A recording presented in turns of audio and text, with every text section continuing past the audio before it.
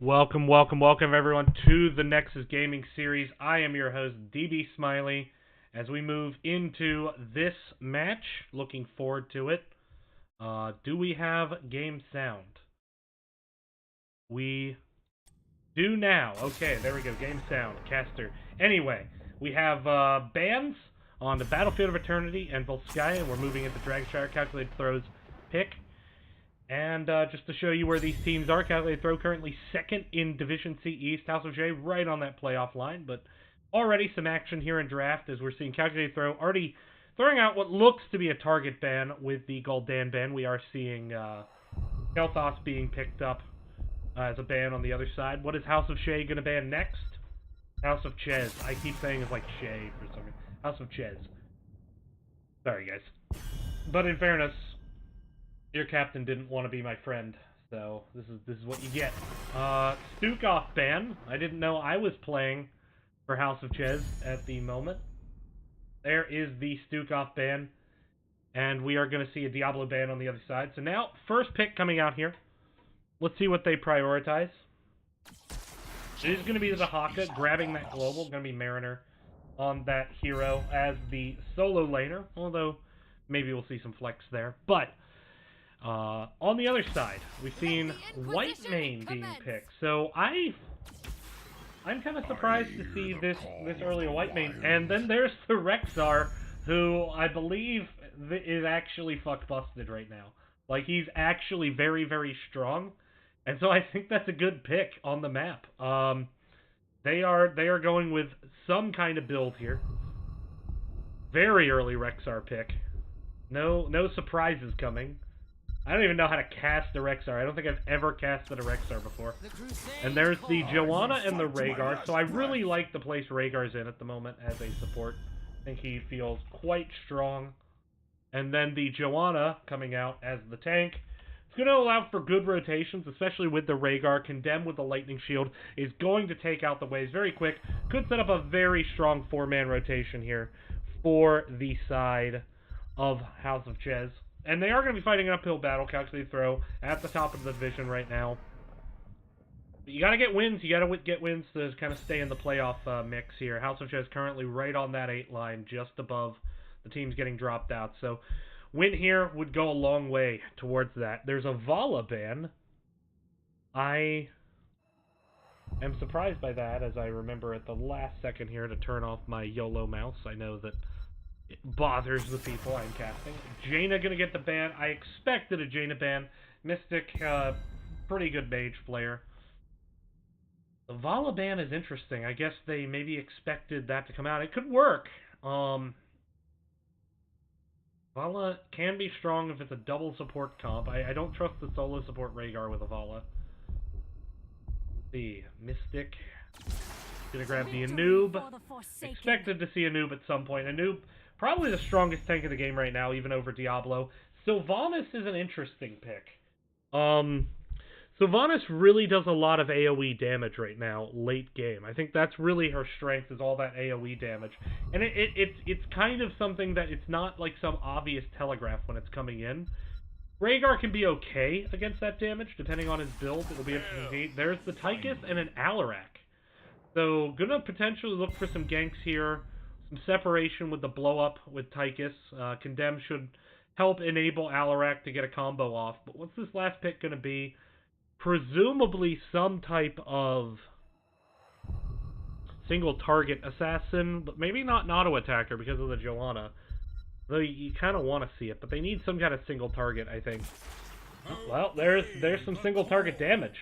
KTZ coming out. So this is, on the left side, every Hero League draft I play. On my team, I would be the Whitemane, and everyone else would be that collection of heroes. So we'll see if it works. Going to be an interesting match. Excited to see what happens with it, though. We get some last-minute things set up here. Going to be Mystic on KTZ. Lovely. And Flash on... Okay.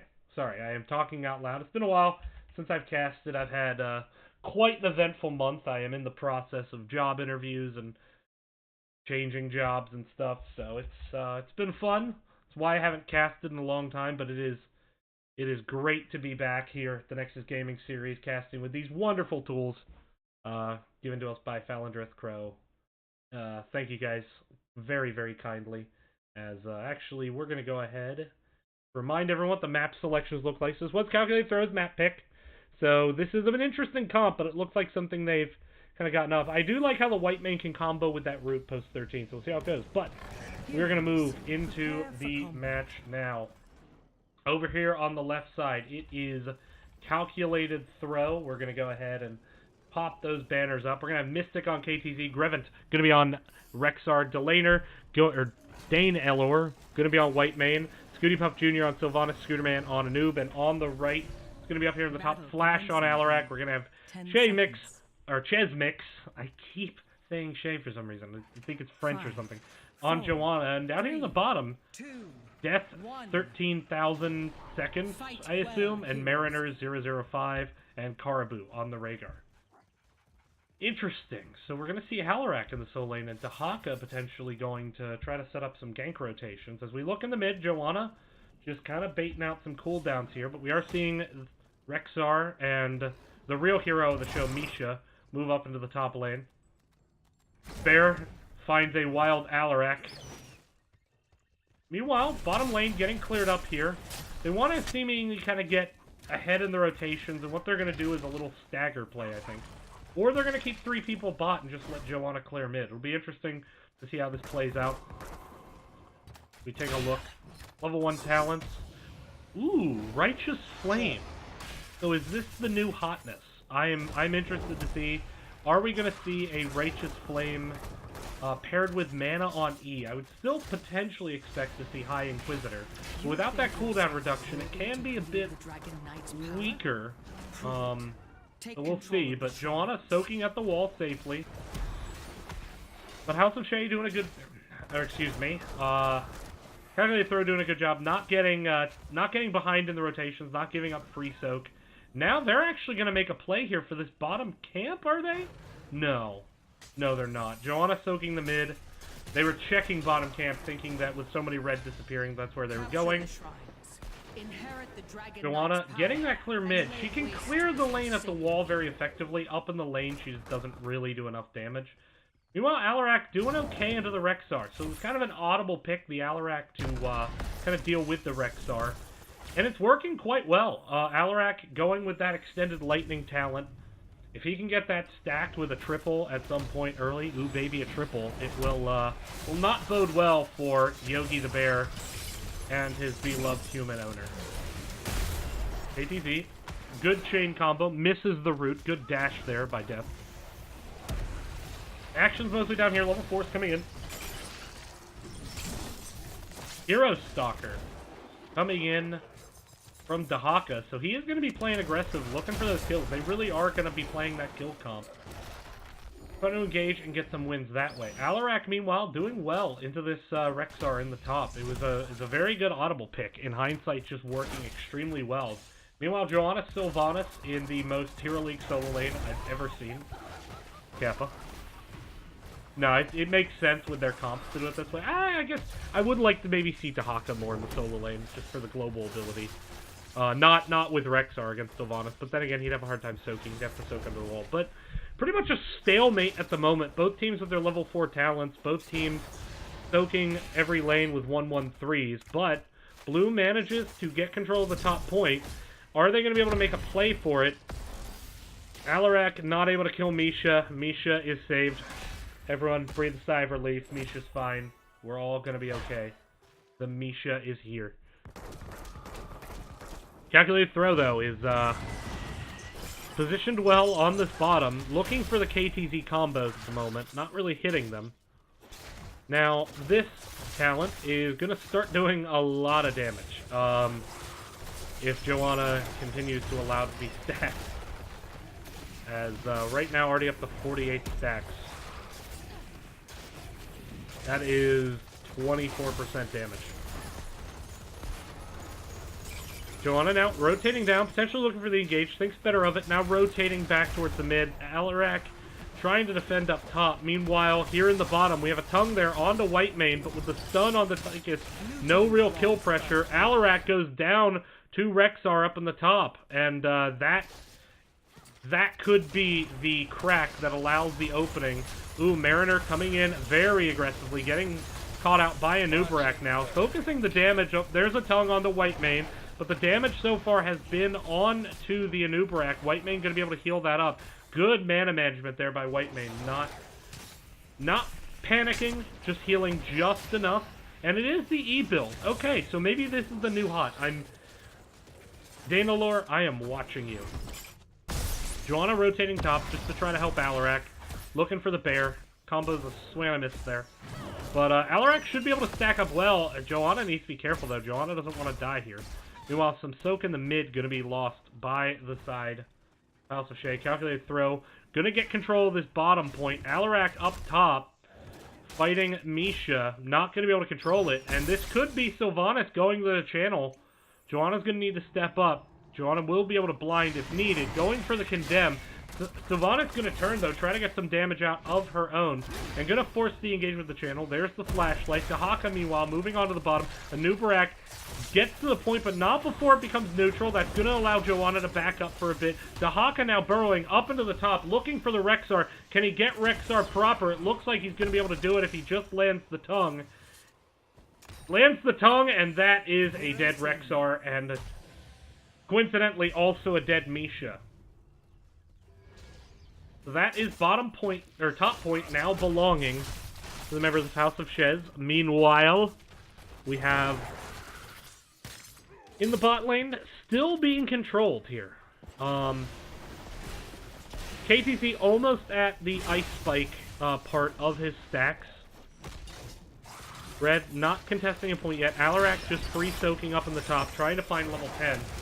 Rhaegar coming in aggressively. There's a root on the Chez mix. Chez mix now looking, trying to get on a Scooter. Scooter taking a lot of damage. Whitemane now blowing the mana to heal. Whitemane going to be able to get out. Does have the tap, so good mana management very much so far. Engage now, looking onto Scooterman. There's the Cocoon, as level 10s are here for one team, but not for the other. And there's the Divine Reckoning coming out from Whitemane rather than the Aegis, but that's going to secure kill on Joanna. Perhaps over-aggression there by Chez, not aware of the situation, re-level 10. And this could be a channel now, heading over to the members of Calculated Throw. Scooty Puff Jr. beats Dahaka, not going to force it. Alarak, meanwhile, is back, running towards the mid, so it looks like they're not going to try to contest top. Level 10s are here. We do have the Counter Strike, the Ancestral, the Blessed Shield, the Draken Laser, and the ISO on the side of House of Chez. Calculated Throw, meanwhile. Ooh, and Scooty Puff is going to get away just barely. We have the Shadow Fissure. We have Bestial Wrath. Interesting to see that talent. I had been seeing a lot more in the way of the board, but ooh, good combo there by Alarak. He has 2 stacks of his quest. Here comes the Counter-Strike, throwing out some good damage there. Mariner in the back just taking all kinds of damage, self-sustaining through it mostly. Gets the stun there. I don't know if Mariner's going to get out. There's the Burrow Charge. Wailing Arrow's going to prevent the save onto Dahaka, and Dahaka will go down. Meanwhile, Joanna was not there. Joanna was dealing with bot lane, or neutralizing, excuse me, the bot lane. Perhaps a bit of an overcommit there by Dahaka, maybe a miscommunication. But we do have Wailing Arrow, Cocoon, and the Divine Reckoning is just... That is an interesting one. Ooh, are they going to get the channel? Nope, gets interrupted by the Rhaegar. So still no Dragonite, 8 minutes into the game. Joanna, meanwhile, soloing bot lane. 4 people coming, though, needs to be careful. A little bit of confusion here on House of Chez, trying to get back to their lane arrangements. Rhaegar kind of not knowing where he wants to go, and looking up potentially top with Alarak. Nope, going to clear that lane. Alarak going to get the channel. Almost level 13 advantage coming, but still no DK. Very tense game. Neither team really in control. Dahaka finishing up that tissue regeneration. He's going to be very difficult to kill now, but not impossible. Now, Dahaka coming into the back line, as do Rhaegar and Tychus. Are they going to get the engage they want? Having to dodge the spike. Cocoon there, a little bit of a missed synergy with the ice spike.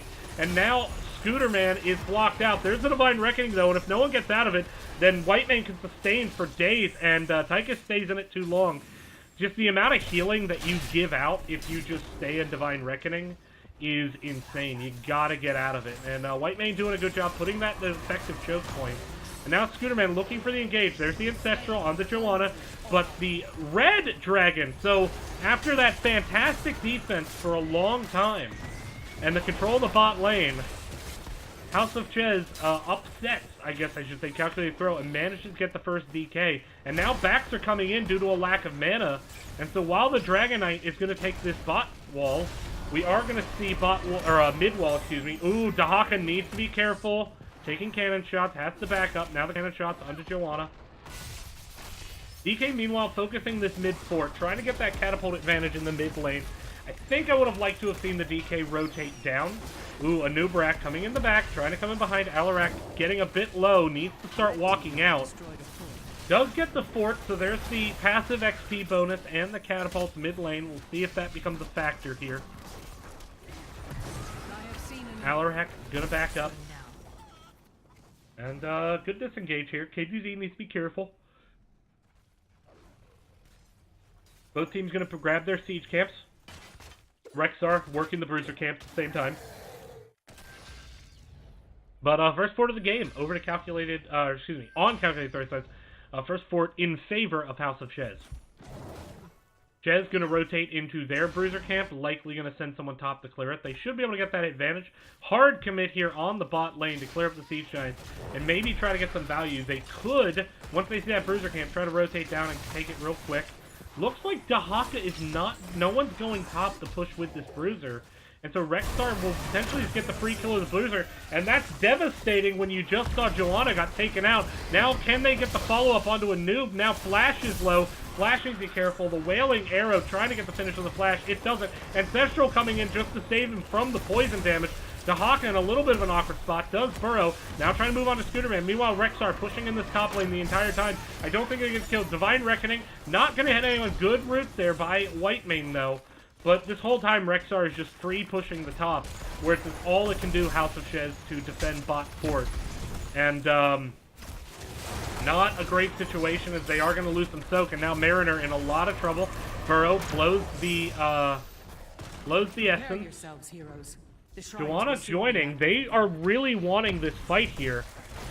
And, I don't know. Ooh, Alarak is so low. Gonna blow the counter-strike just almost as a defense mechanism. Does Dahaka have the tongue? No. There's the root preventing Dahaka from stepping up. And it's a hard commit to bot, but in that whole time, the fort goes down top.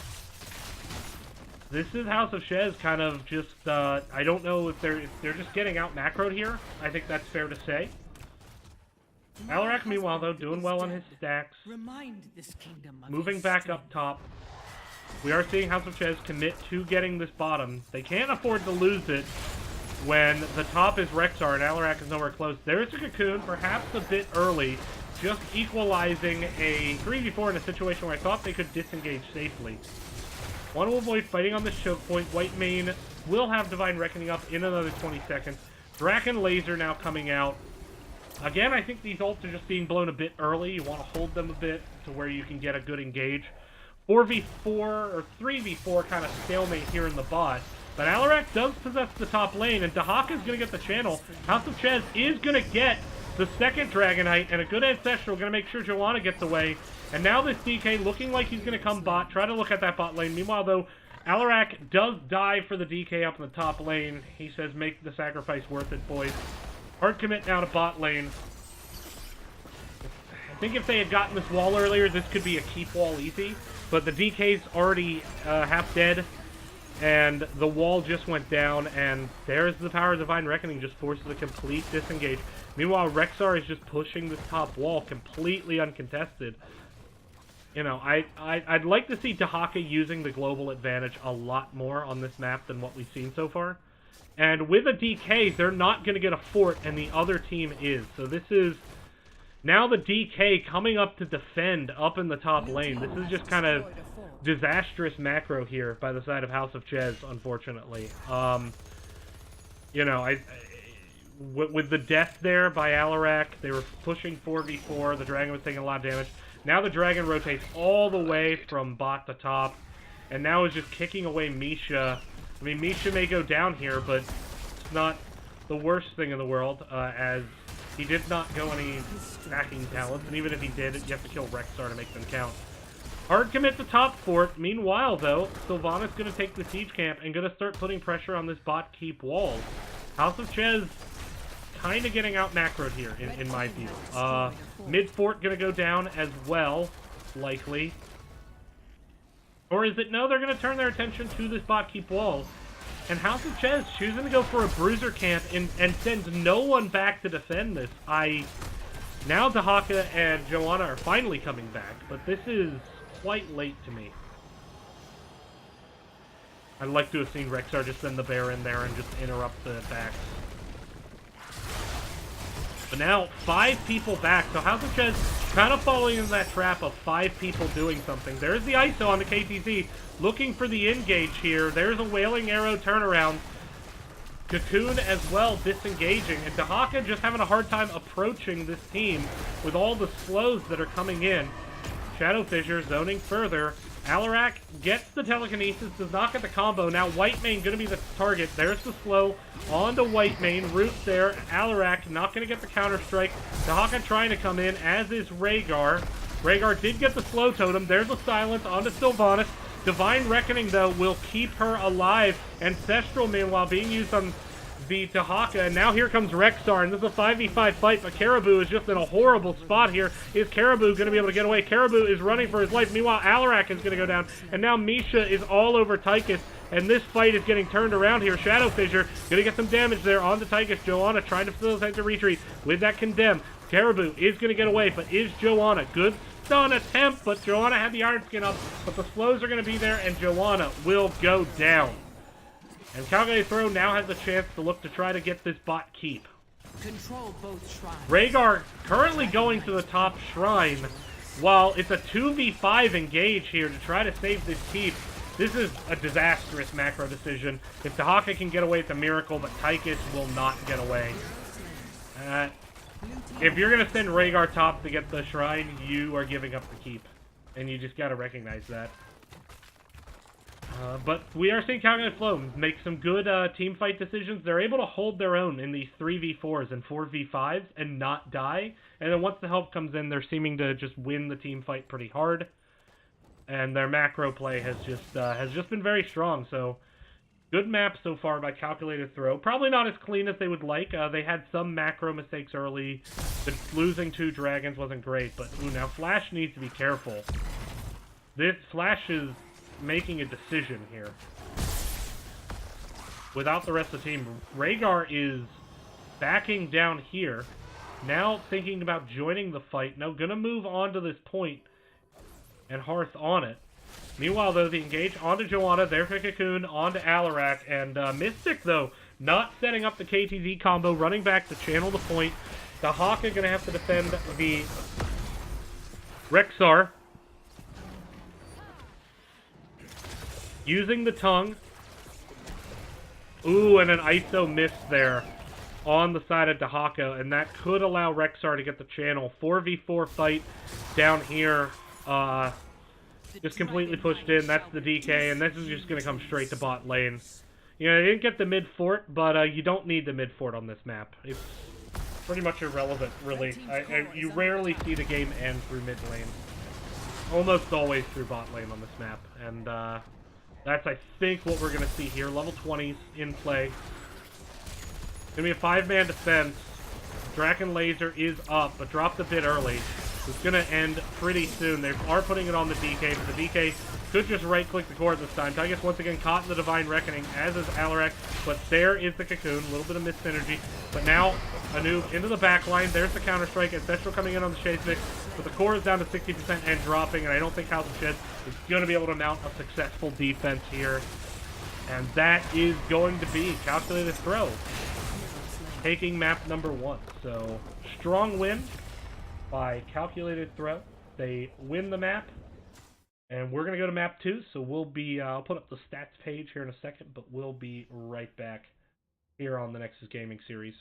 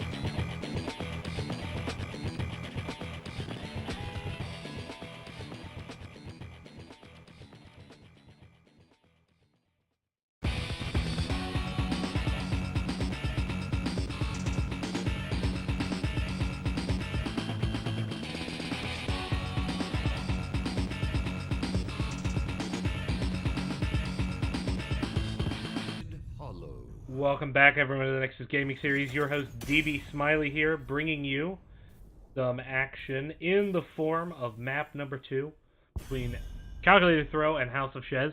House of Chez chose to go with map pick, trying to get their revenge here on the side of Cursed Hollow. So, see what we can do.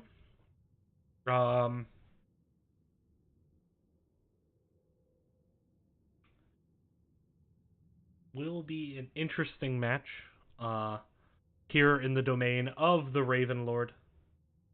Let's see who can pay homage to him better. Looking at bans now, we'll see if anything gets targeted out from the last game. Dahaka getting banned out from the last game. Likely more just banning it because they're going to pick it. It's a good global map.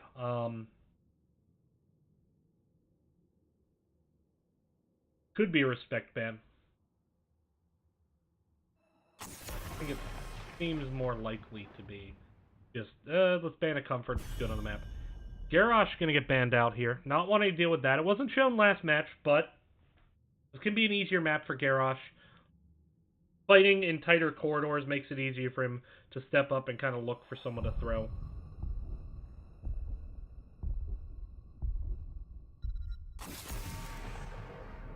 Well, Dan, once again getting banned out, so targeting a comfort, certainly.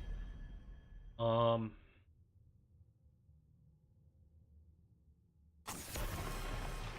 ban once again, so some pretty consistent mage denial here. But let's see what the first pick for Calculated Throw is. They showed an early Rexar, they showed an early White Mane. Do they think White Mane is really that good? Is she first pickable? She's pretty versatile. Will be interesting to see which direction they go with it.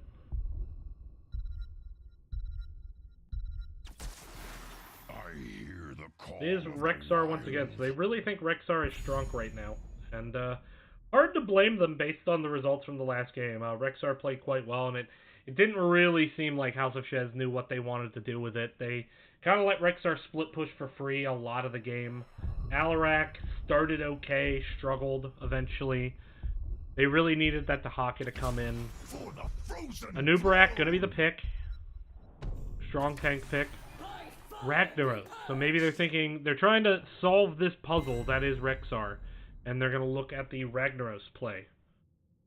Lava Wave can get a lot of value on this map just because of how large the lanes are. You can get a lot of free XP off it. That might help them with the soak. That's assuming they're going that way. Unless they, I mean, they can easily go Sulfurous Smash and try to wombo combo. Lava Wave, very good for the macro. Might help them out because they did lose a lot of soak last game. And there's the white main and the Jaina. So, high priority here by Calculated Throw on the white main. And then wanting to get the Jaina before the ban. That seems to be a Mystic specialty. But the same first two picks as the last game for Calculated Throw as we head into third bans. Presumably you want to ban out the tank you don't want to deal with. Diablo's up. Ditches. Ditches can be good on the map. A lot of chances for ambush plays. A lot of potential to hook over the wall. Wanting to deny that. Then we see the other way. It is Dukov, gonna be picked.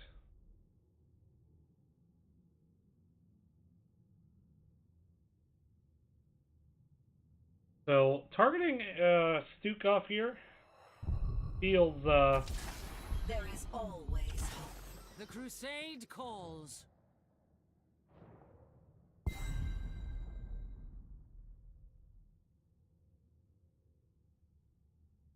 see. So Joanna and Ariel.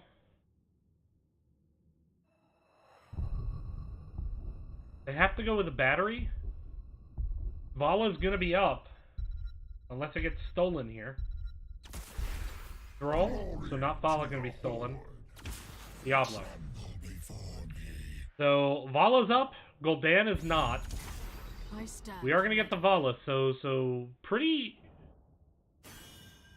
heavy emphasis on the Ariel, but with 3 melee, I think it can work. 3 melee with a double tank. You have the oh shit button in the form of Aegis to save Vala if needed. I'm excited to see this match. I think this seems to be more in line with what Chez wants to play based on some of the bans that were targeted last match, namely the Vala ban. So we'll see if this works better for them. They do have the Rag to help them with the global, so we'll see what happens. Take a look once again at the current standings. Well, we're not going to be right back. We're here right now. Calculated Throw actually now up to 14 points because of that last match win. Going to try to get the domination victory and take first place. Meanwhile, right on the cusp of playoff, currently at, how many points was that? That was, forgive it for a second, 8 points. So still going to be in the playoffs even with a loss, but definitely wants to at least get one map win and then see if they can take it in the best of 3 as we head into this match here. So again, this was House of Chez. Map selection.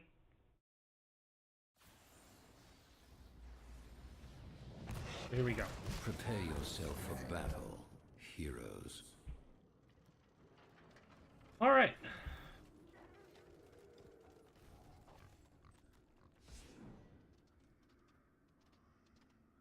Diablo doing a little dance.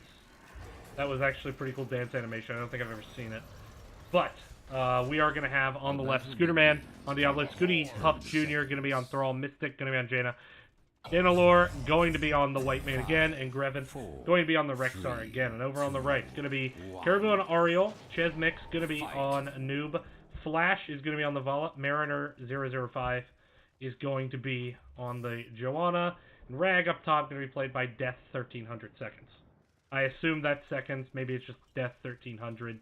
Maybe he's referencing the Black Plague, I guess. That sounds right. I don't know.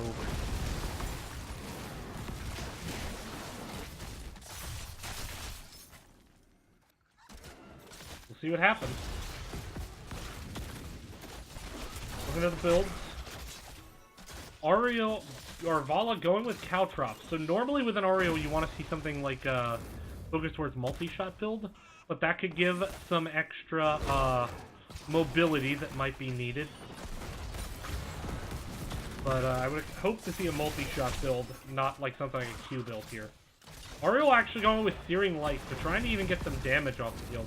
Interesting, normally you'd want to see something like Q talent related, just to try to help battery, but Rag, meanwhile, working against this Rexar, doing what he can, having to stay back, this Misha being quite harassing. Mariner moving in, getting some damage onto the Thrall. Oreo and Violet doing an early Bruiser camp. White main, this time going with the E build again, so I may have to try this build, see how it works. Echo of the Elements, Devil's Dew, trying to get those regen globes, trying to just be an ever-present force. Makes sense, you're not going to get as much value as Spell Shield against the Vala as you maybe would against, you know, a more mage-heavy build.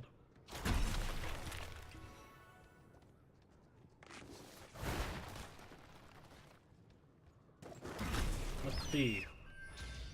So far, mid push coming in. They are going to bring in the Vala Oreo and try to get a lot of pressure here. Jaina, meanwhile, taking the Siege Camp. Siege Camp not yet picked up by the side of Chez.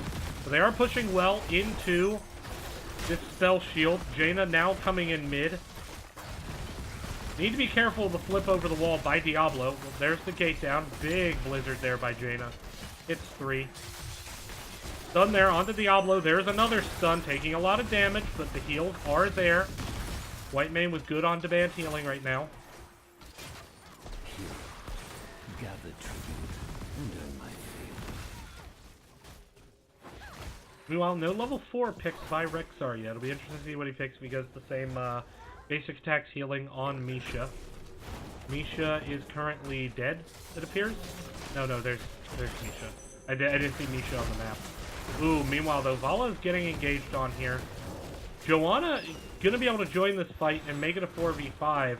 So just need to buy time for Vala to get some damage out to help out Ariel with the battery. Now, the nice thing is with the bear there, that's one extra target for a multi-shot to build some hope here.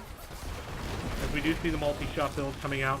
Misha is low. Misha does go down. Here comes the engage on the Mystic. Chez, though, a little bit low. Now Thrall coming in on the flank. Chez Mix is so low. Chez Mix gonna be able to get away. Good stun there by the Ariel onto Thrall to help peel it loose. Vala and Mariner both extremely low on mana. Mana low pretty much all around, but Mariner is just so insanely low. Does have to blow the Iron Skin to get away. And despite getting a kill onto the Misha, I don't think House of Chez is going to be able to do too much here. Big stun coming in. Now Mariner stepping up very aggressively, trying to create some space for Vala, get some attacks out. Caribou getting a lot of damage. There's a big heal. We are seeing Meatball Quest actually pretty far along here for Ragnaros. They once again get Misha. Someone called Peta. This is becoming hard to watch. Ariel actually doing that stacking quest as well. Repeating Offense and going to be one stack away from completion. And that just provides so much damage potential. As a Meatball Quest finished there by Ragnaros. And House of Chez does get the first tribute. So good start to them. This seems to be a comp they're much more comfortable playing. I would like to see some backs come in to get some mana here. Especially from the Vala. She's going to run down and clear. Hopefully she just clears like the first wave and then backs to get mana and then maybe does Siege Camp. Like to see Rag try to find some mana before the next phase as well. Thrall is coming down, but we are going to see a 3-man push. This is a common strategy. Go to the side lane with the Vala Ariel. Just try to push, get some pressure onto the walls. Thrall misses the route onto Vala.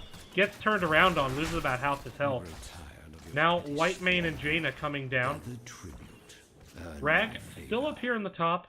Rexar going to run down. Looks like both teams are going to commit to a fight here. Now, we did see House of Chez play pretty well. They got the first 2 DKs. They weren't really able to get kills, but they did well in the objective. So what I want to see is for them to be able to get an objective here and get a lot of value with it. The objective on this map, if you get 3 stacks, can be a lot stronger than the Dragonite. But one objective is pretty meaningless without two more. Rexar sending Misha up to flank. Thrall still in that bush. Crouching Tiger, hidden Thrall. Joanna coming in with a big condemn. Full energy ready for Ariel. Who's she going to blow it on? She's actually going to blow it onto Joanna and get a lot of damage out of it. Now has full energy again thanks to this comp. Getting so much healing off, but Chesmic barely missed by that last heal. Should be able to get this one. Team needs to hug. Stack up. There's a big heal. Good stun there onto Diablo. Mariner, though, is low. Doesn't have the Iron Skin to get alive. Healing cooldown just a little bit too long from Caribou. And that's going to be the first tribute for Calculated Throw.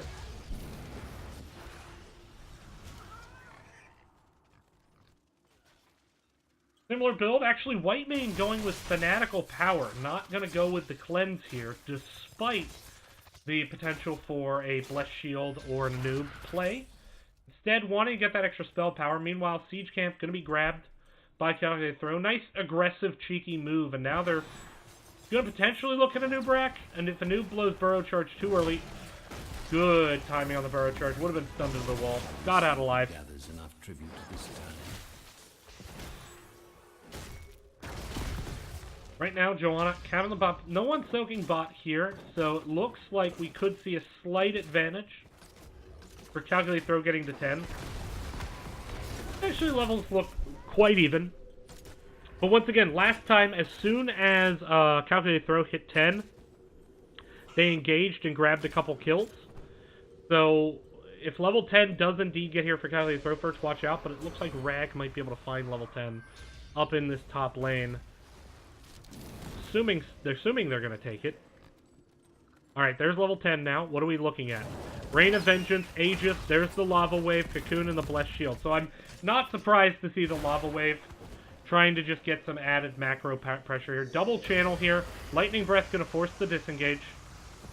But that is a big ult down just to stop a channel. Not what you want to do. And they're trying to force kind of an over-aggressive engagement. Now level 10s are here. There's the Thunder. Good flank into the Ring of Frost. But just decent disengage with the Aegis. And it's getting turned around on big by House of Chez as the healing from Ariel just outguns the healing of Danalore. I keep fucking up how I think that's pronounced. And I'm probably still pronouncing that wrong. The Danae, or Dani Alor? Like, pronounce every letter, or Dane Alor? The E is silent. I don't know. Either way, great fight there by House of Chez. And just a really good Aegis, making sure that Vala stays alive, letting Joanna and Nubrak, even though they're going to take a lot of damage, they have their armor, they have their cooldowns they can pop for a shield. They popped them very well, and now it looks like we're going to see a boss trade. I don't think we could see House of Chez get down here in time. I would like to see them clear up those Siege Giants so the boss gets max value. They're not going to do it. They're going to send 5 people to clear this Bruiser. I don't like that call. You need to deal with that Siege Giant. It is going to Shrek your boss, or at least prevent your boss from having any backup from minions. Boss coming in the bot lane. Face my curse. 2 tributes for the side of House of Chez. These tributes have taken a while to be resolved, typically, especially the first one. So we are in a situation where whoever wins this will likely get level 13 first. Diablo needs to be careful. Does see the members of House of Chez setting up. Good scouting flames there. Diablo walking right into the bush. Mystic looking for that flank. Has Ring of Frost ready. Thrall has the Sunder too if he can bait them all into this gap. Looking for the separation of Thunder. Managed to get the interrupt. Ring of Frost is a miss. There's the Divine Reckoning. But here comes the Aegis. Lightning Breath coming out. Trying to turn this fight around. Flash is getting low. Are the heals going to come in? There's the heal from Ariel. Keeping Flash alive for now. A noob is very low. On Mariner's going to get rooted. Here comes the chase now. And it's going to be Misha going down in that. In the meantime, Rexar going to get the channel. I don't think Death is going to be able to get out of here. He is not. Mariner does. Lava Wave going to be used on the bottom just to clear up this minion wave and hopefully get some soak. Try to find level 13 here, but you know, a lot of separation there. Kind of a noob diving into the back line while Vala was vaulting out just low. Weren't able to really get that first kill they needed. We'll see what they can do here. Rag should be up in a second. They do have level 13s. Bruiser Camp, meanwhile, going to be picked up on the side of House of Chez, as is the Siege Camp. But this is a pivotal point in the game. Whoever wins this is going to get the first curse, and it can be easy to snowball off that. Better camp pressure in the lane right now for the side of Calculated Throw. Jaina staying mid at the moment. Now rotating down. Here comes the engage. There's the Bless Shield looking for the engage onto Scooty Puff Jr. Thunder comes out, but that is going to be Throw going down, and that should be first curse of the game heading over to the side of House of Chez. We're going to see a complete disengage by Calculated Throw, but now you have to clear up these camps because the camps do not get cursed. The camps do not get cursed, and all these cursed minions are going to die on the wall and net no experience. Meanwhile, Anubarak actually engaged down here by himself. Decision was made, and it did not work out well. But here comes the counter engage.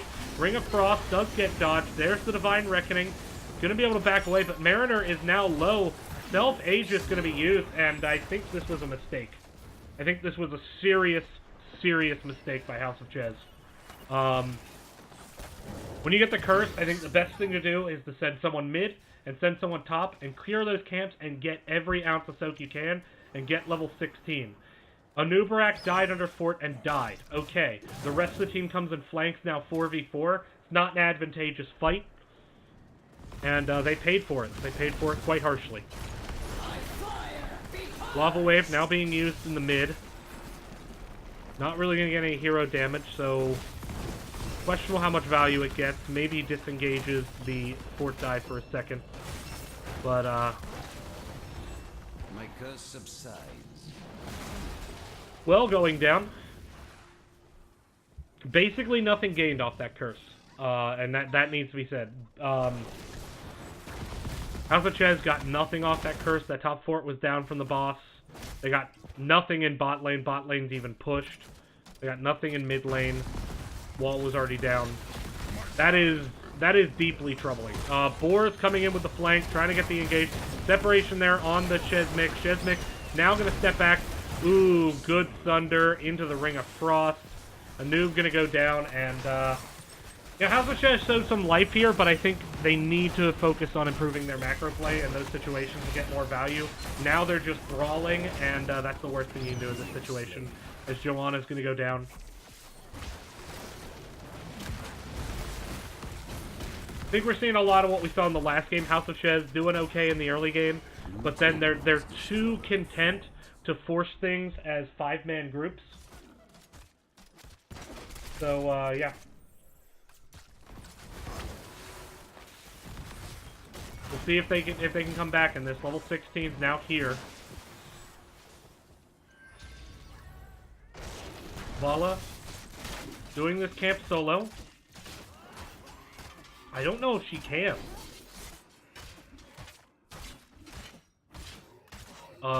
Meanwhile, in the bot lane for...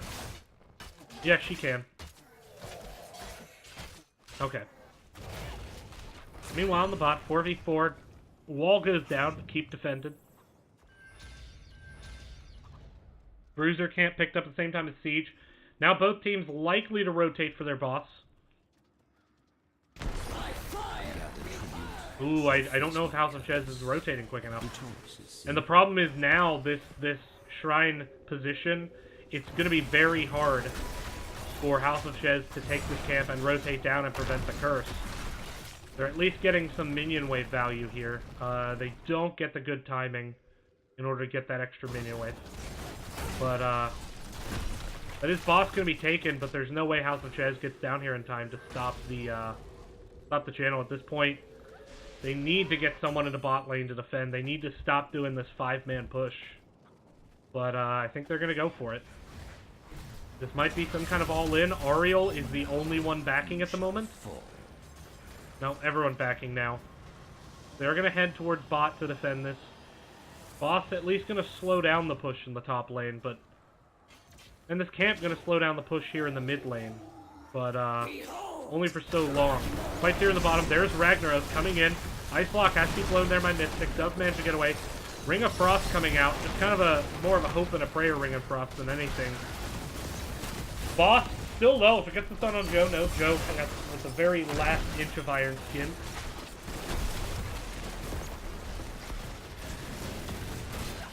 Ooh.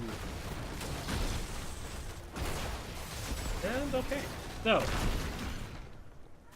bot lane is indeed cleared out and defended. Keep is technically still alive, but now rotation to mid, and the issue is this minion wave will get annihilated quickly. Curse is ending. Not before those minions die.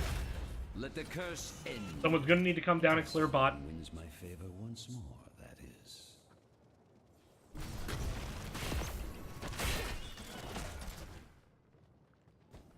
Gank attempt here. Lava wave gonna be sent top for the soak. Joe gonna step in. Here comes the engage. Joanna, not the best target to engage on. Should be able to disengage that. Ooh, there comes the stun. Good stun there by Ariel. Damage coming out. Mystic actually could be the first to drop. Divine Reckoning does not come in to save it. There's a good Aegis. Should give a lot of energy there. Mariner now going to get onto Misha. And now Diablo using the Lightning Breath, trying to turn the fight around. Ariel, though, does go down to that Lightning Breath. And so now there are no heals. So even though they got the Diablo kill, this could be a rough situation here for House of Chez. No, they do manage to get away. But Ariel down, so no heals for the time being. Traded Diablo souls, though. And that's the big one. Diablo now with 0 souls. Not going to have that Devil's Due advantage anymore. Camp's going to be picked up on the side of Calculated Throw. Their camp timings have been quite strong. But both teams kind of reset to 0, so I think really it's going to be a team fight that decides this game before a curse. I think whichever team gets something like a 3-for-0, it can just end the game. Especially if it's on this top shrine. If it's on this top shrine, I would really like to see an aggressive push here by House of Chez to try to get that top keep down at least. They've managed to keep their bot keep alive, and that's huge on this map. Not going to commit to that mid fort, not looking for the fight at the moment. Going to rotate down, try to get this bot fort, which thwarted them earlier in the game. Beetle's going to soak the damage. Getting that catapult, that's actually a good thing. Just getting that catapult will equalize pressure in that lane. Will at least neutralize it, and with the Siege Giants, should allow it to push a bit. But now, they actually really don't need to go for this. In fact, I would like to see a focused attempt to soak here by the members of House of Chez.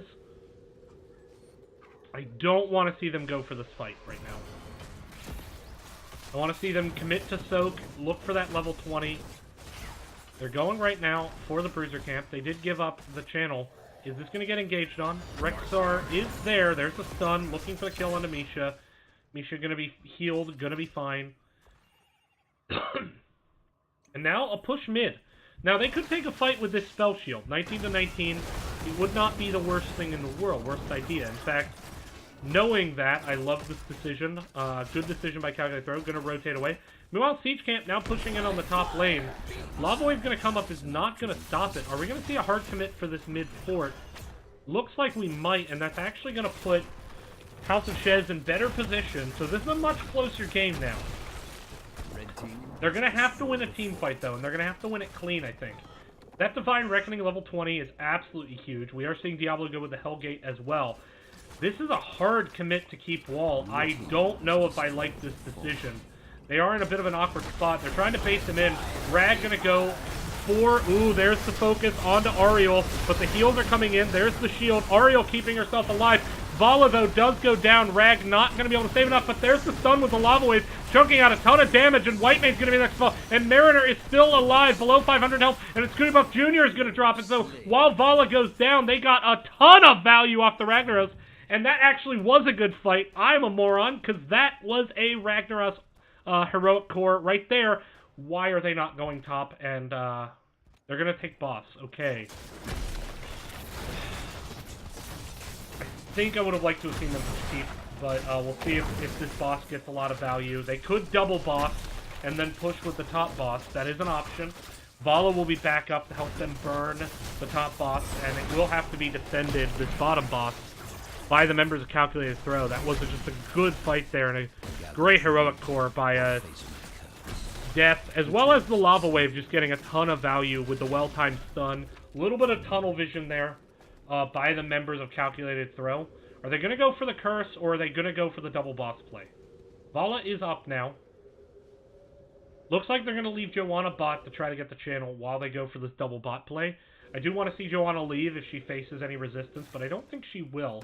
And this puts House of Chez in a good position. I want to see them commit the top now. Now that it's post 20, it's fine to 5-stack. I think they are doing it a bit too early, some of these matches, but it could work out quite well in their favor here. Lava Wave coming bot just to get some extra push value with the catapult that's currently in the lane. Get some extra soak value as well. Boss top going to be grabbed. Joanna needs to be careful in the mid. Joanna gets picked, that would be a disaster right now. Team rotating up. They're going to get their siege camp, try to help defend this boss.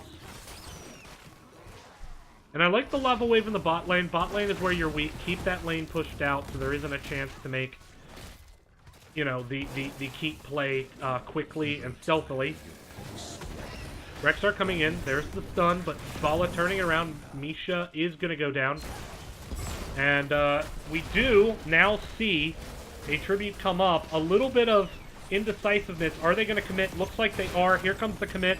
Ring of Frost coming in. Gets both the tanks, but once again, the shield was there. But there's the Divine Reckoning. Aegis coming out. Great Aegis. How do you find Vala in the middle of that crowd? I don't know. But Caribou managing to land just absolutely clutch Aegises. And here comes Ragnaros, and here comes the Q. Gets the stun. Here comes the damage. Are they going to get the kill? Snooty Puff Jr. is low. Diablo using the Hellgate to get away. Now here comes the engage. They're trying to get the stun. Here comes Mariner with the condemn, and Diablo's going to go down. And the boss is on the core, and this will be a Game 3. What a long game that was. Oh, is it going to be a Game 3? Perhaps I jinxed it. Mariner staying alive for the time being. There's the heal from Ariel. Flash trying to go to town on the core, and the core does go down. The save is not there. What a fantastic match that was. And it's going to be Game 2 going over to House of Chez. But was that the only trick in their book?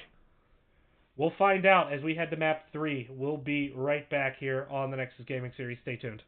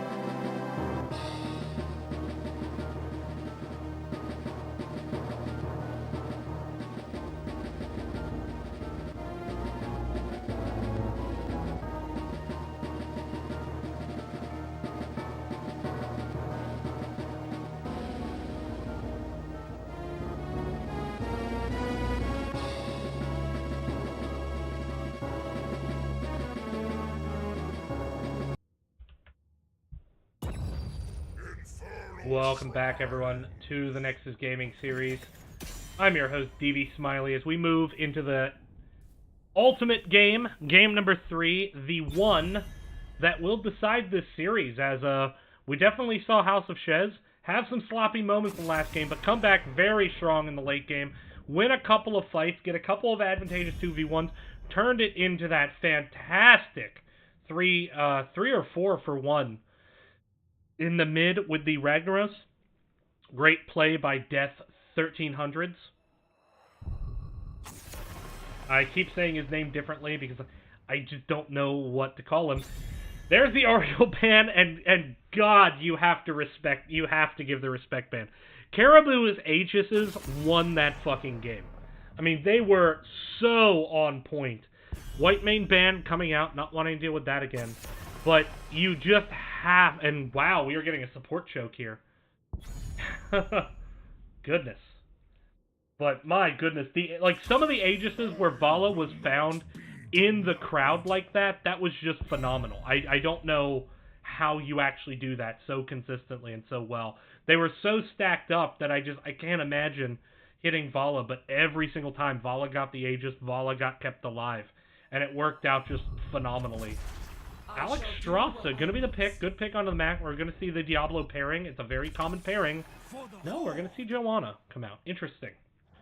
The Gul'dan was left up, and that was a high priority for Flash to get. And a good pick on the map.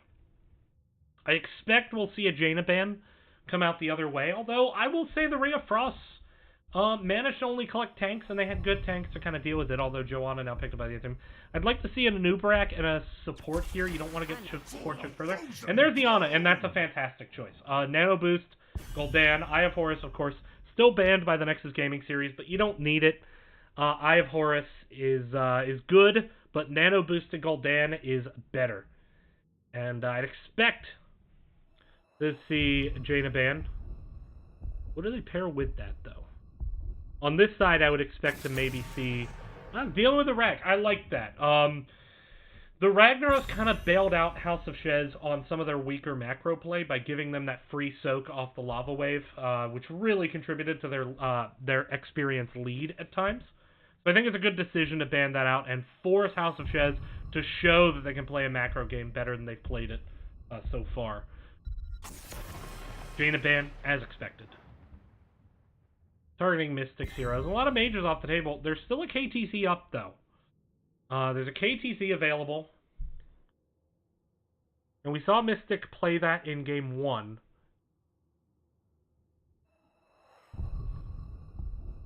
Do we see the KTZ come out?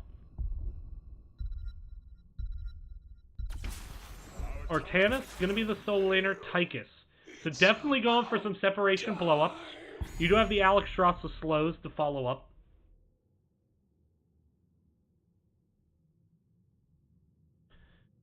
I would not hate seeing a Diablo here. Go double tank, because Diablo just deals with Artanis so effectively. Just when he charges in, you flip him and charge him into a wall. I think you go double tank here. I think you do. Even against the Diablo. Imperius? Okay. Phoenix.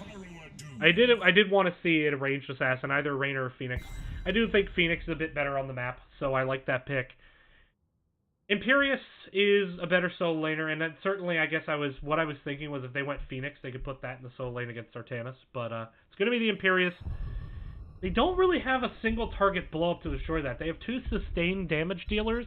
Like, I think maybe I would have even liked to have seen a Blaze better than the Imperius, but it's going to be the Orphea coming out, so that's going to be Mystic's heroes. So, get set up for this match, and I will see everyone on the other side.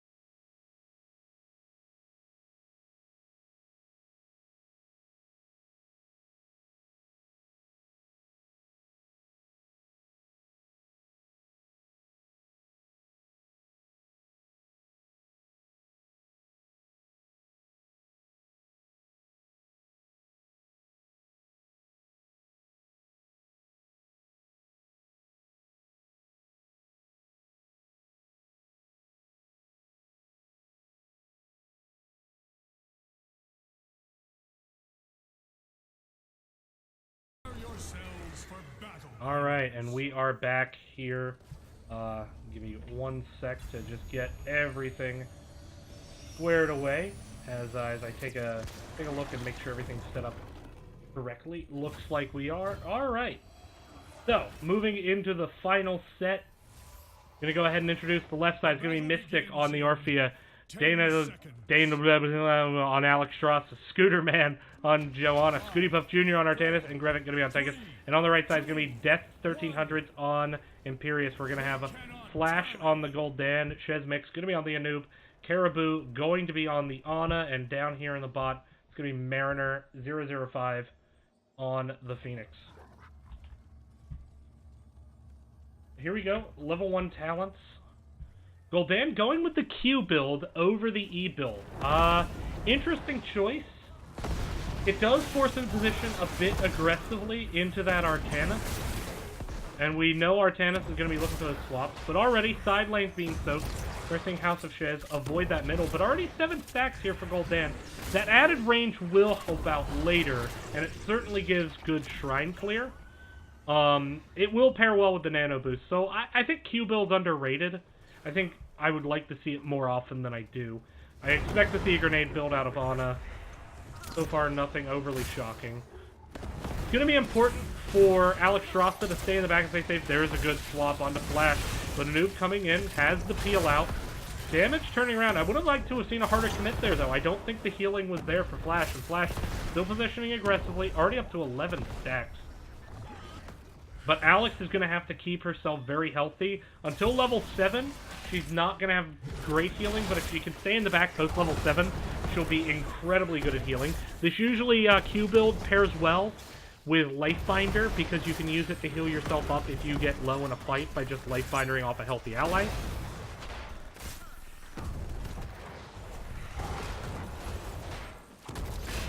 Lifebinder, just a generally exceptional ult, all told. But rotations right now, looks like a rotation into the camp here.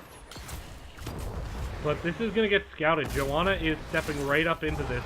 There's the sleep, corruption coming out. Camp being taken. Phoenix coming in. This is a 4v4. Looks like they're going to give up on this. I think it's a good call. I think it's a bit too early to be that aggressive. Didn't seem like they really wanted to that Gul'dan even faster. Already halfway done with the stack, so going quite well. Improved life path, love that choice.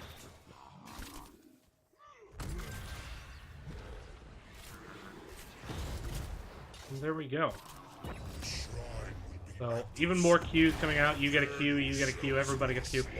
There's one downside with this, and it's really a downside with Gul'dan in general, is he spikes very, very hard at level 16 and no sooner. I mean, Horrify is good if you can land it. It's a great ult, but it is not the power spike his level 16 is. Post 16, he spikes very hard. Meanwhile, Imperius has walked away, gonna give up the last of the soak in the top lane to Artanis. So soak advantage going to be in favor.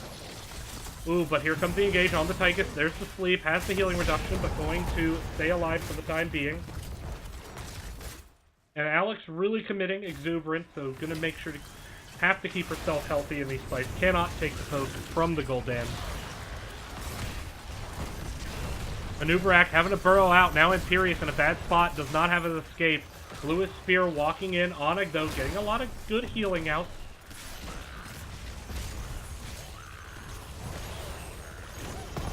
Here we go. Ana trying to get the team alive. Gul'dan coming in, sniping some minions. Here comes, looks like an attempt at an engage. Spear is a miss, and Flash gets swapped in the middle of the team, and that is going to be a dead Gul'dan. And then the Dragon comes in. You have to give this up if you're House of Chez. And if they stick around, they are just making a bad choice. We are seeing them walk away. Swap on a Phoenix, he's dead. Cannot mount up with the Artanis nearby. Oh, gets out, though. No hard commit. All right. Still, though. Gotta be careful with that. Taking a look, though. Good healing out of the Ana, but great healing out of the Alex so far. And once level 7 hits, Alex healing just gets so strong. I like this choice. Conviction. Trying to make sure that extra movement speed is going to allow, if Gul'dan tries to channel, Joe can just walk right into Gul'dan, get some damage. Artanis potentially looking at Mariner here. Gonna wait for the blink and try to swap, I imagine. Mariner being a little jukey. Side lane's being soaked. Better macro play here on the side of House of Chez. They do lose the front wall, but not a horrible thing to lose if you manage to catch up the XP that you were down. Now Imperius needs to be careful. Communication, great communication here by House of Chez.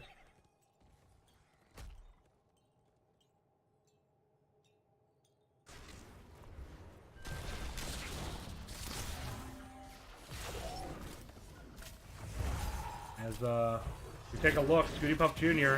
gonna get caught out. Tried to stealth that camp. Does go down. Sorry, little caster brain part there. Forgot what I was doing for a second. Alright.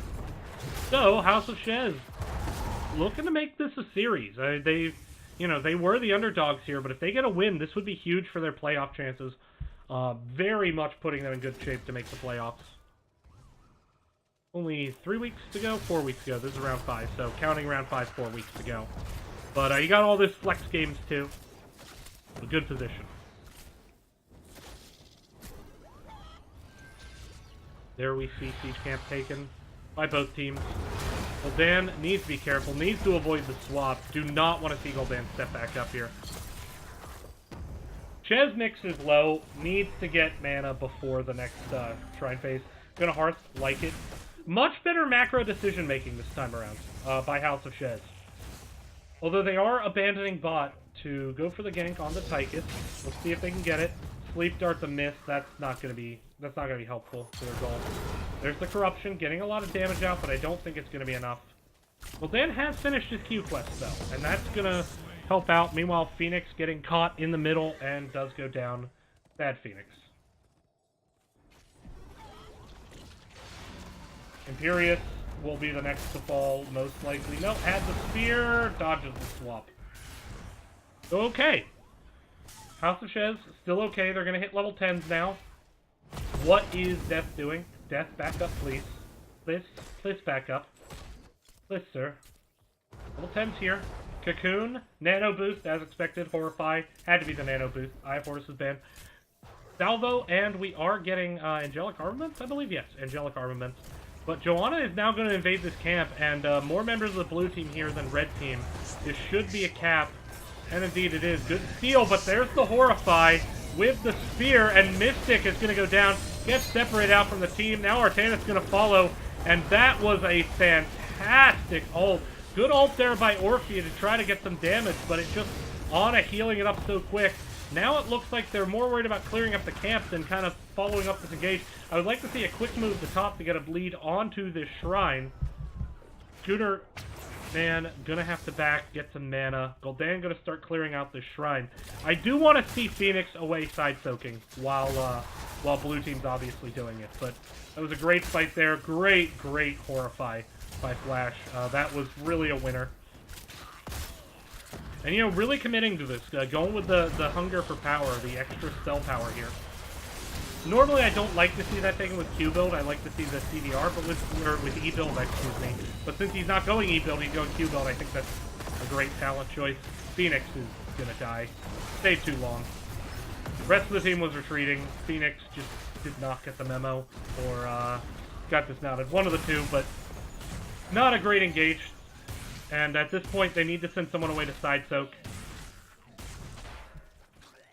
Try not to lose 13. They are going to lose the sport. The wall's down. They're not going to be able to save the sport. Best thing they can do is cut their losses, get some side soak, and defend it as best as they can at the keep wall.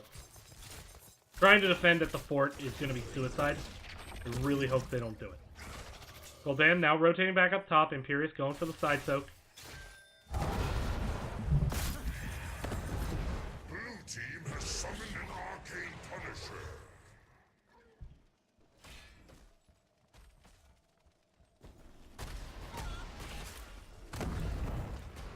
You know, the Q build talent, when I was talking about the E build, I was talking about not this talent, but the one that gets a CDR for every Fell Flame hit onto E.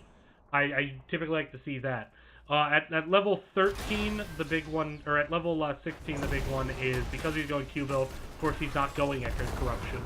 Or, not Echo Corruption, Ruinous Affliction. He will be going with the Q talent.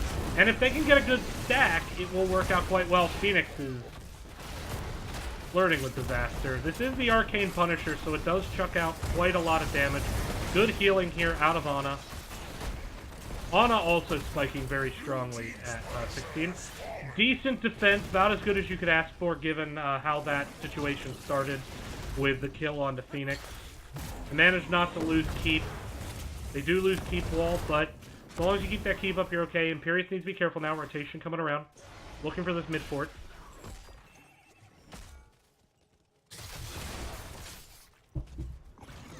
Titus, meanwhile, clearing that bot lane.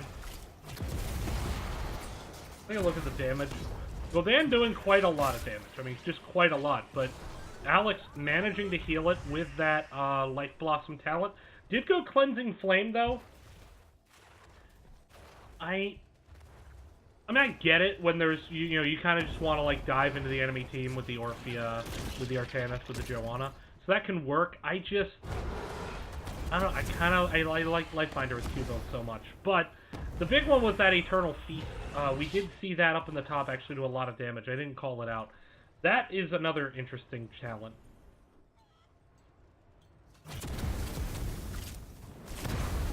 Not going for the extra stun, trying to go for the extra zoning. And really it seems like these ults contribute to that quite well. A lot more zoning and kind of forcing retreats.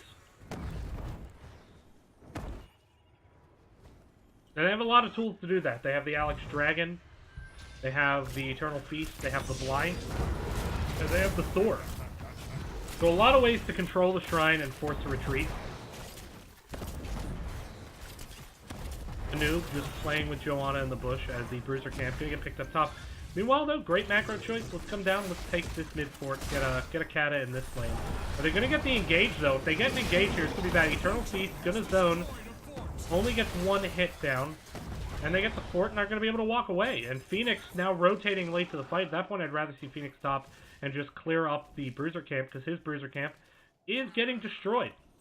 So no Bruiser camp value for red, and they're gonna have to clear blue. A little bit of an oof moment. Are they gonna leave this up and look for a fight? There is no keep wall. If they leave this up, it will take the keep. They're going for the fight. Phoenix still late to this fight. There's the Horrify. Here comes the Salvo, looking Scooty Puff Jr. Is he going to go down? Managed to get the heal from Alex. There's the shield. Scooty Puff Jr. is still alive. Everyone is very low. Here comes the Cleansing Flame. Doesn't manage to get onto Eternis in time. It is going to keep the rest of the members of Blue alive, though.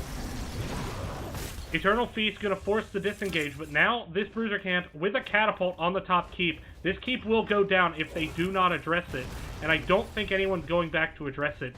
Once again, House of Chez getting kind of caught out with some questionable macro choices, and that's going to cost them that keep. Down a kill. So catapults on every lane now in the top. And the problem with is if you make some bad macro choices like that, it comes back to haunt you in the form of now you have to make even more macro choices. And if you're not making correct choices, you can lose 50% on your core easy, just from katas that you're late to back to clean. So not a great situation. Gul'dan also not really pushing out the lane. They are going to commit to this bot. Here comes the engage now. Eternal Feast. It's going to connect on to death. Does finally break. Chez Mix is low. There's the nano boost on the Gul'dan. He's chunking out the heals, but it's just not enough with the level 16. Not there yet for House of Chez. Now Flash getting separated, having to walk away. Gonna be able to do it. And Pierce trying to peel out. A lot of damage there from the corruption, but still no level 16. And with the death, they have to back up now. The healing really coming in there for Alex. She's just doing gangbusters healing. 67. Gul'dan doing well, but I'd like to see the rest of the team kind of pick it up. Especially some of that Phoenix teamfight damage has been a bit weak. Granted, he's getting separated and blown up pretty quick, so hard to see. Yeah, Sir Arcaron, I do think Eternal Feast is not getting a lot of value. I think the logic behind it makes sense, though, where the idea is we just want to throw this ult and you have to leave. And then we want to throw another ult and you have to leave. and then we want to throw another ult, and you have to leave. And that's kind of the idea, I think, of this. They have the dragon, they have the Odin, they have the blind, they have the feast. I think that's the goal, and so far it's worked well for them as far as shrine control. Now level 16 is finally here. This is where Gul'dan comes online. We do have the rampant Hellfire. Let's see what he can do with this. Eternal Feast. Being used in a situation where there's no chance to follow up, I gotta be honest, I don't care for it. There's the nano boost on the Gul'dan. We are gonna see just a clean ooh, 4-man stun.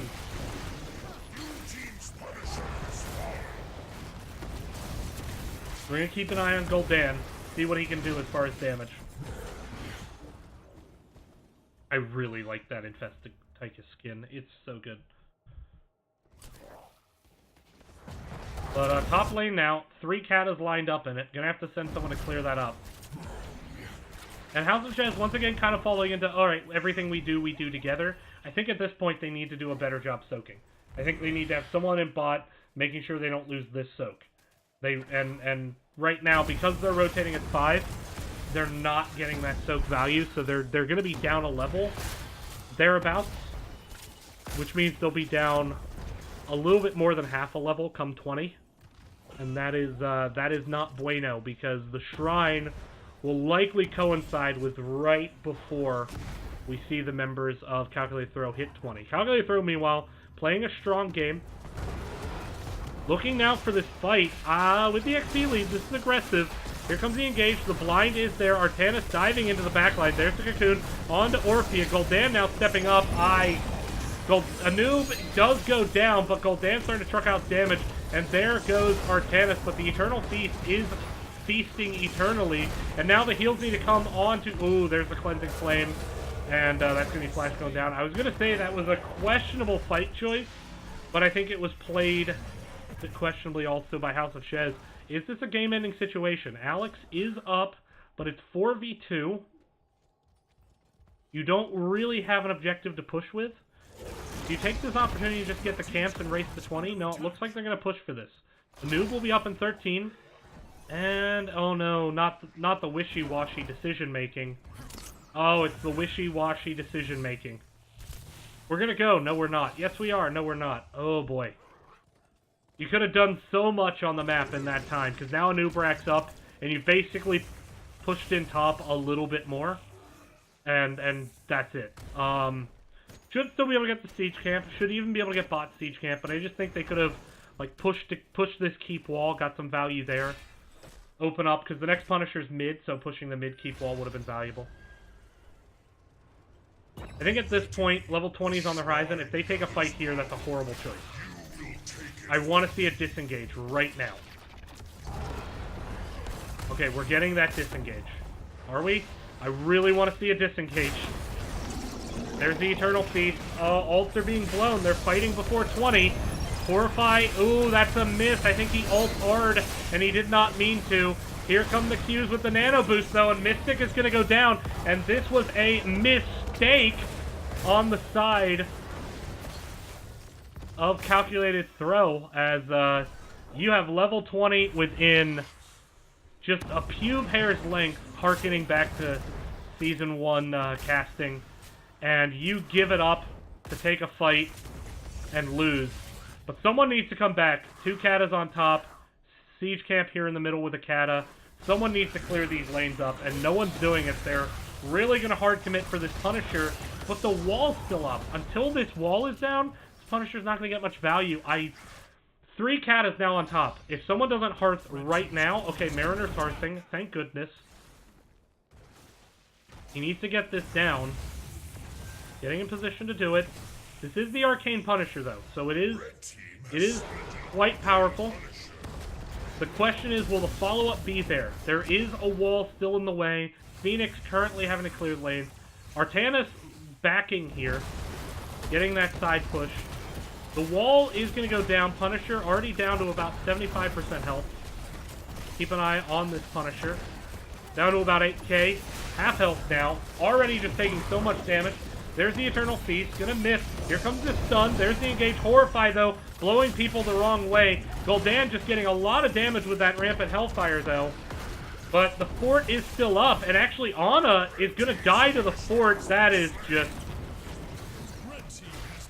That is a crucial misplay there, and now it's a situation where they need to just find a way to disengage this fight. Gul'dan just trying to heal to stay alive, but here comes the Cleansing Flame. Gul'dan's going to go down, and with that, that may be the chances of House of Chez, as we see. Just a really good turnaround. Bad decision, like I said, by Calculated Throw, but a great job there. Calculated Throw played that well, but that was just a mistake. There's no other way to put it. I mean, Calculated Throw can't take credit for that. It was a mistake by House of Chez. In terms of Ana dying, good decision to recognize that and just hard engage past the Punisher. Phoenix going to go down, and that will be the game. And with that, we are going to see tonight every team that picked a map won on that map. So, going to update that score. Here's the 2 points. And there we go. House of Chez put on a good show. They definitely stepped up. They made it a contest. But, ultimately, we are going to see a win by Calculated Throw. So we'll see if we can get an interview. I will be right back in just a second to try to set that up. Please bear with me. I will see everyone in just a second.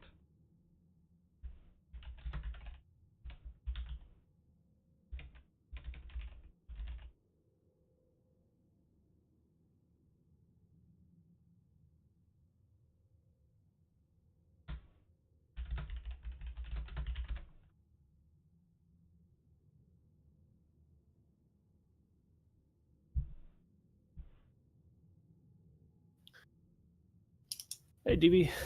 Hello. Oh, one sec. Hang on. Okay.